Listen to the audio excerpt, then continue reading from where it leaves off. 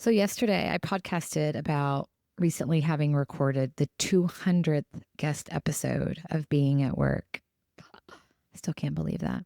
It will release on May the 15th, and it's such a good conversation. Something that makes it extra special is my 200th guest was my very first guest.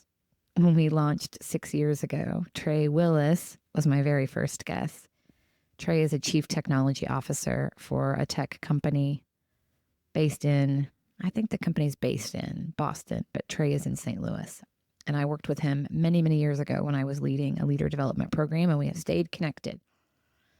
So during the 200th episode that we recorded, that releases in a couple of weeks, one of the things we were talking about is staying in the hard conversations, that there's so much to learn about ourselves when we lean in.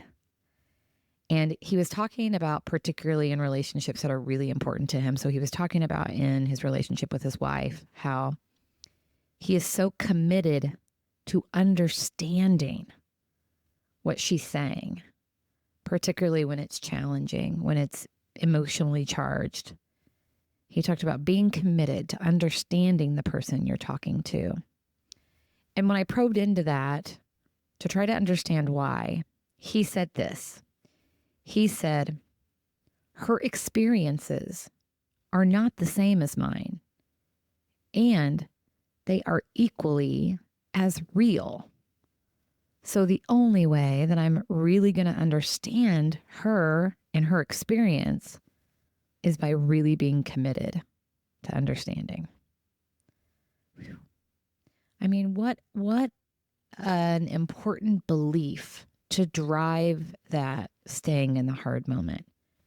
Your experiences are not the same as mine, but they are equally as real.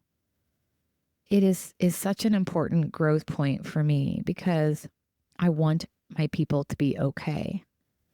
And I am a master reframer. Rationalizing away is something that has protected me. But in relationships, it has hindered me because then my people end up feeling not heard or understood. So thank you, Trey, for inspiring that. Your experiences are not the same and are equally as real. So as you bump up against people today and you don't understand their experiences, you're never going to, because you don't walk in their shoes. And their experiences are equally as real. Let's lean in and commit to understanding. What a great way to take care of yourself and ultimately each other.